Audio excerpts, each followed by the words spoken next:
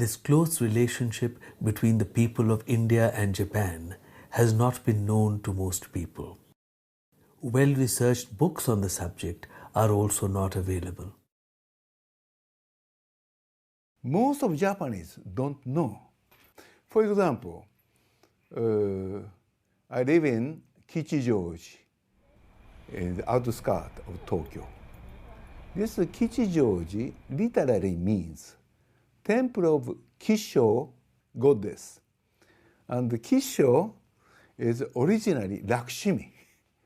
So thus, I came from Lakshmi town. This should be recognized by Japanese people, the bottom of Japanese culture. Indian culture is very strongly imprinted and developed in the Japanese way.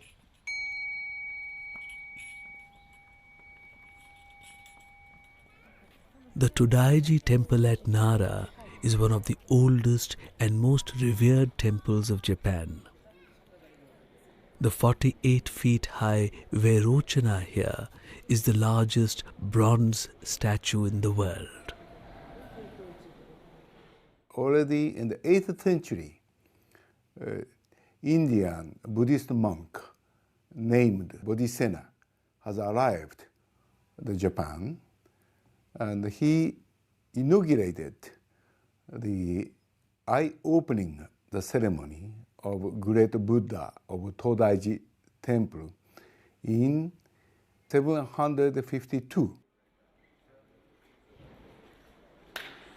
Bodhisena and Buddhasthira, they then went to a temple nearby Dayanji, where they started the teaching of Sanskrit in Japan for the first time.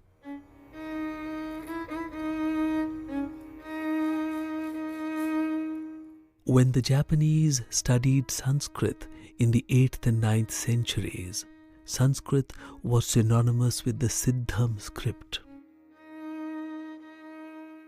This was used for writing Sanskrit since the 5th century in India.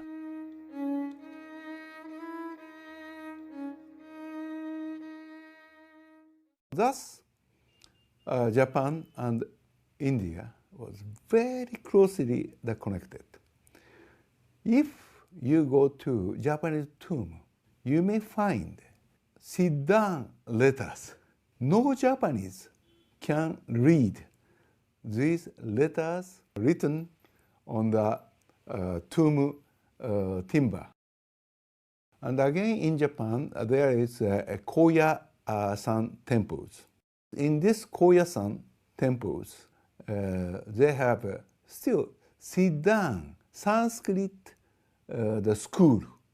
Many monks are learning this Sanskrit, but the Sanskrit is sit-down letters. So perhaps Japan is a time capsule of Indian culture. Already in India disappeared.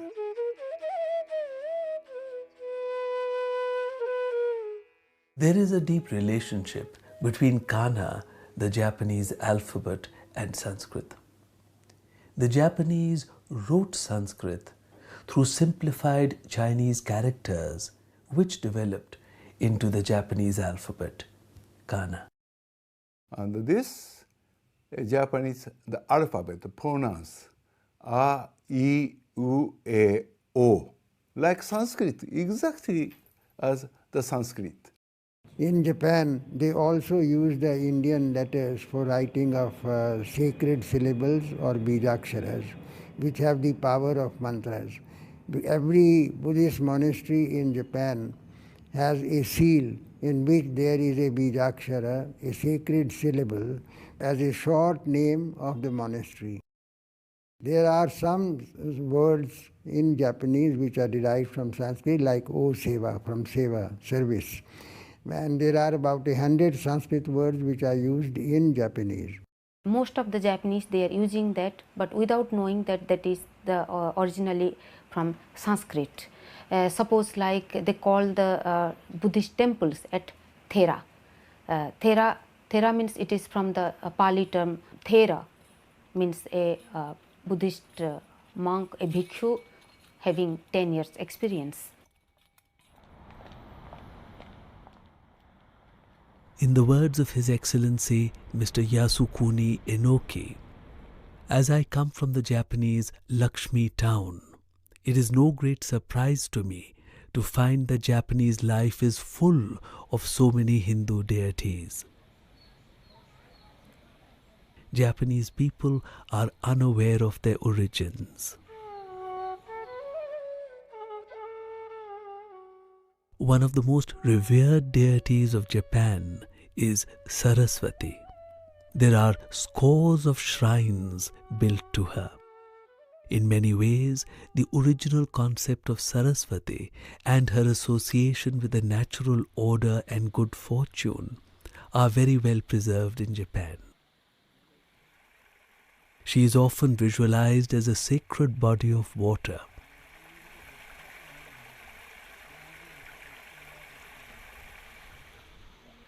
In Japan, we find the continuance of so many early ideas of Indian philosophy.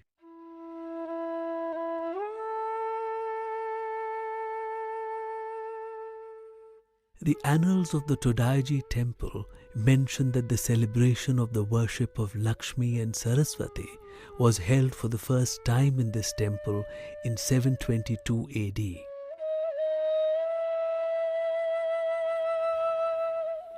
Ever since, it has been an annual celebration. In 1836, Saito Sachio wrote a guidebook to the Edo area or modern Tokyo. Saraswati was mentioned as the most popular deity here at that time.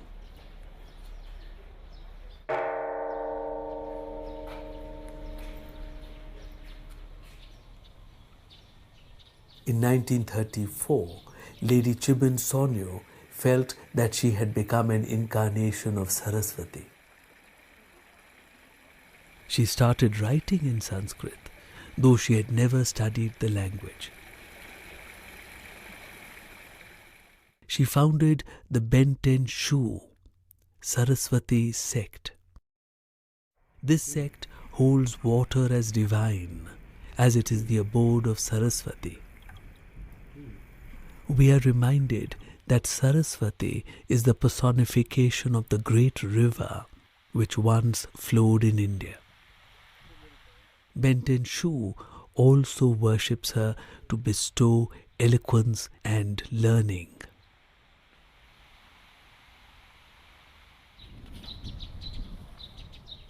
Worship of Lakshmi was done to ensure the peace of the land, wind and rain in good season, good harvests, joy of the people, and the good of all sentient beings. The great intellectual genius of Japan was Kukai or Kobo Daishi of the 9th century. He learnt the Sanskrit script from the Kashmiri Acharya Prajna.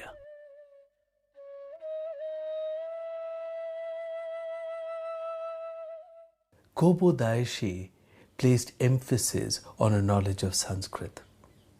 He said that the Japanese have had to rely upon translations to study Buddhism. However, the true words in the original language are exceedingly important.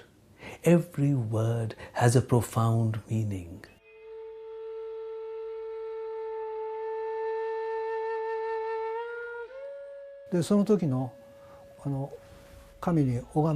The Japanese people use Sanskrit when they pray. Suppose in Sanskrit they say, Om Saraswati Swaha. In Japanese it becomes Om Saraswati Ke Swaka.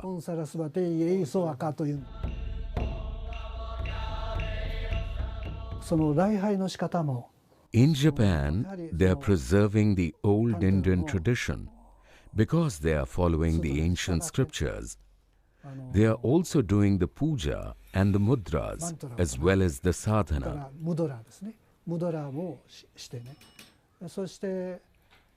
There is nothing called Japanese or Japanese elements in these. It is the Indian Buddhist Tantric tradition.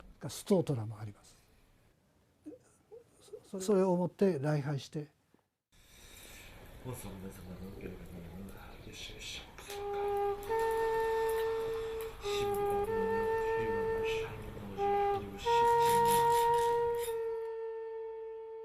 Vajrayana Buddhist traditions of Japan trace their knowledge back to India, to Nagarjuna and other great acharyas of the Nalanda University.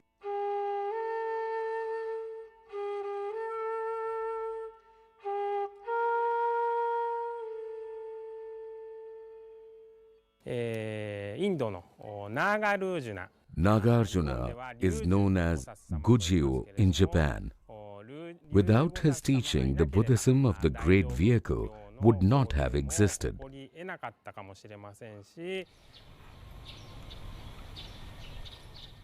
The Lotus Sutra is a major spiritual creation with a profound impact on life in Japan. It was translated from the Sanskrit by Kumara Jiva 1600 years ago.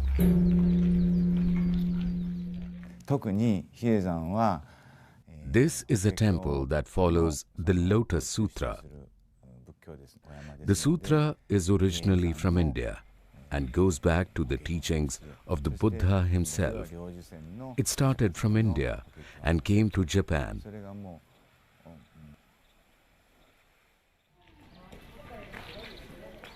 A temple is dedicated to the deity Indra in the Shibamata area of Tokyo. It is a most important Indra shrine today.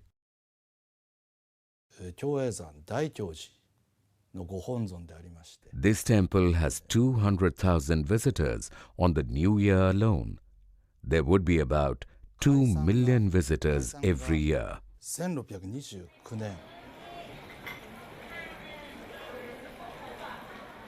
Varuna has been worshipped in many temples in Japan to prevent droughts, typhoons and floods which occur often in Japan.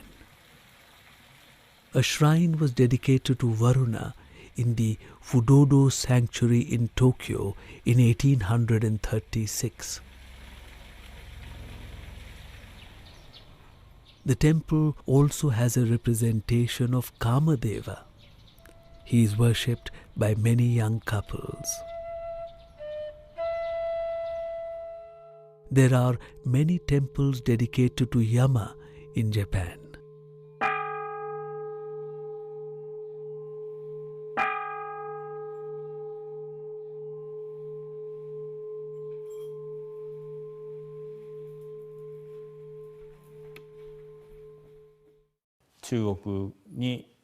The sound of the word Yama became Emma as the name traveled and came to Japan. It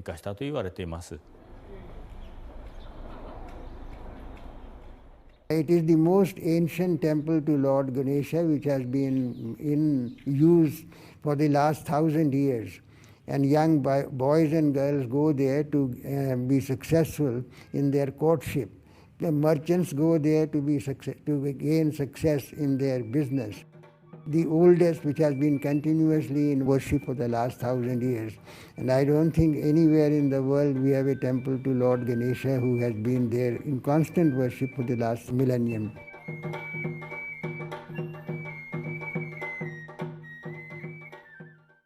In the 7th century, Prince Shotoku created the nation-state of Japan after vanquishing his rivals.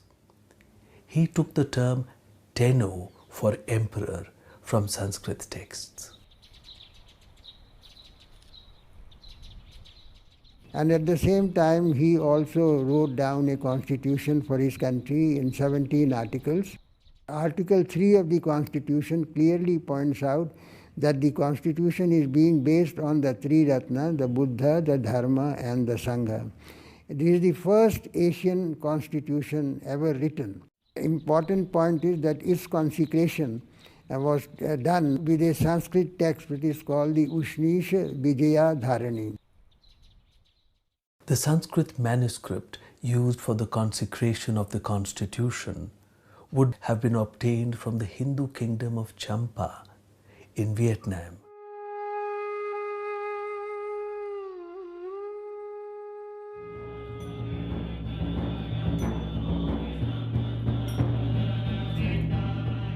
Havan or Homa continues in Japan, where it is called Goma.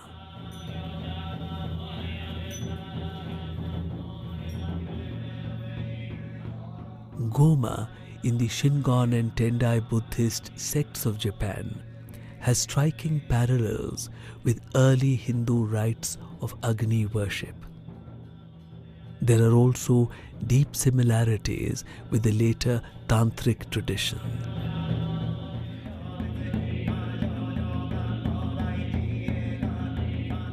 The Havan is perhaps conducted in Japan at least as often as in India.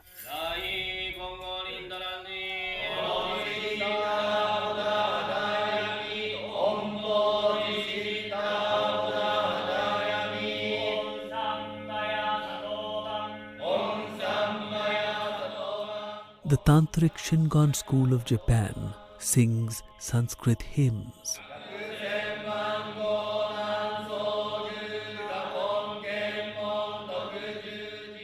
To this day, followers of the sect perform their worship in 1,200 temples throughout Japan.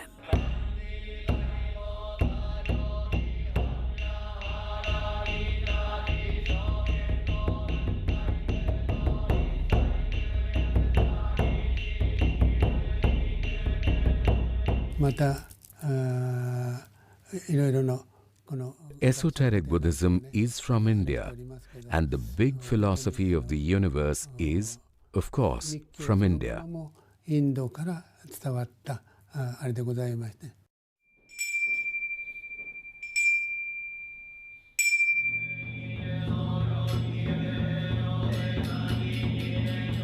Vajrayana Buddhist worship in Japan is similar to Tibetan Buddhist worship. However, the Japanese tradition has preserved some early Vajrayana rites. A study of Japanese Buddhism helps to fill some gaps in our understanding of the development of Buddhism.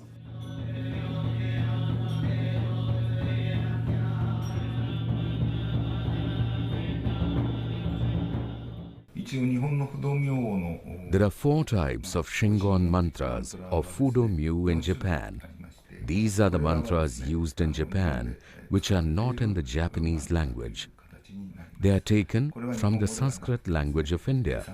In Sanskrit, Fudo is called Achalanatha. He seems to have his origin in the Hindu deity Shiva. The Myu is called Vidya Raja in Sanskrit. Here, it can be safely stated that Fudo-myu has his origin in the Hindu deities of India.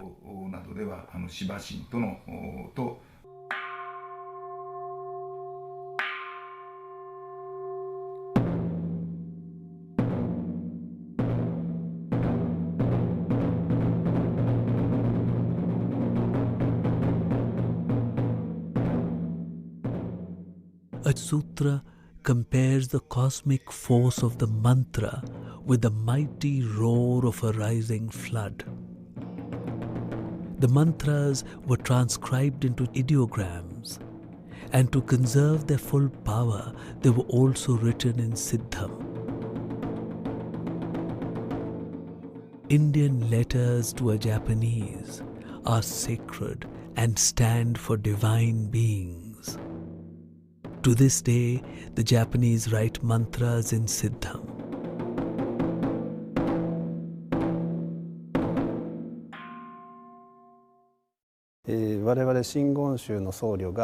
This booklet contains prayers in Sanskrit that are commonly used in Shingonshu or esoteric Buddhism. It is written in Japanese, but the mantras are in Sanskrit. It is used in many ceremonies in Buddhism.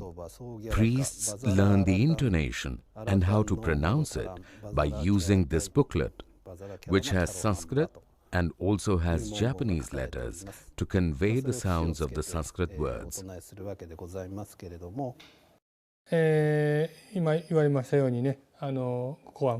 Every god has his own Bija Akshara, People also worship that Bija Akshara. Every temple gives much importance to those Bija Aksharas because they are equal to God. 仏様、神様。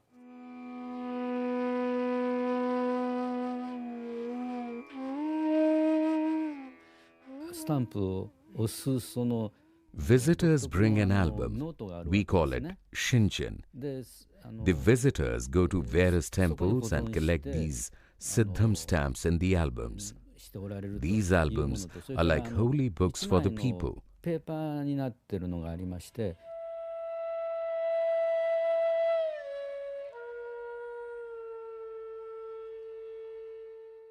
私たちは禅寺ですのでね。 We belong to a Zen Buddhist monastery, and we strive hard to sever the bond of birth, senility, disease, and death. The bond which is the cause of all suffering. As the Buddha said, desire is the root cause of pain in the world and should be overcome. This forms the basis of our ascetic practices, which come down to us from the Shakyamuni himself. Bodhidharma, he transmitted Zen. Zen later has been transmitted to Japan also, and it is one of the most important sects in Japan. Mist surround the legend of Bodhidharma. Tradition points out that he was a prince of Kanchipuram in South India. The Japanese form of his name is Bodhai Daruma. It is very close to the Tamil form, which is Bodhi Daruma.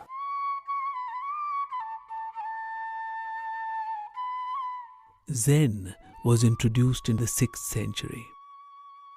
It was a wordless tradition, directly pointing to the human mind and the perception of one's true nature.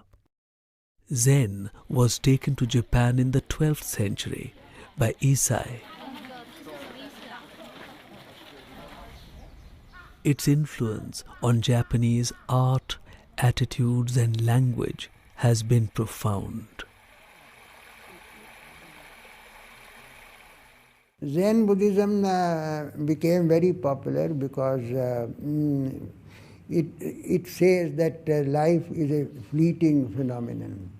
And the samurai, when they went to war, they were never sure that they will come back. In this feeling, they go to war and there is no fear of death. So fearlessness in war was a very important contribution of the Zen tradition. And if you sit down, and when we sit down in a Zen monastery, you have to really do a very hard penance. And hard work in Japan is perfection. So it is the Zen tradition gave them a perfection in work. Force became a very important part of the modern development, perfection in everything. 初めてインドに参りましたとき、 When I visited India for the first time, I made sure to visit places like Nalanda University, Bodh Gaya, and also the garden path trodden by the Shakyamuni himself. I felt happy to see the university where Tripitaka masters used to come and study during the 3rd and 4th centuries AD. Whatever Buddhism we practice now has its roots in India, and without Indians, there would be no Buddhism in Japan. この仏教はなかったわけでありますから。インドでも日本でも So many deities are common in India and Japan, and people are worshipping them in both the countries. 共通しているということはまさしく The hearts of the Indian people and the Japanese people have the same base. つながっている一つの証ではないかと思います。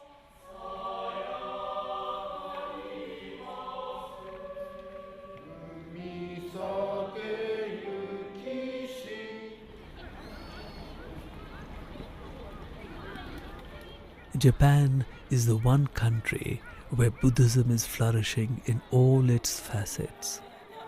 Here, technology and transcendence are living together.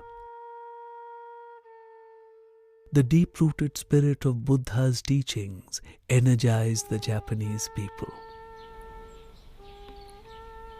Buddhist temples are numerous and vast numbers of people visit them every day. Besides the Buddha, so many ancient Indian deities and practices are preserved in these temples. An Indian feels quite at home in Japan.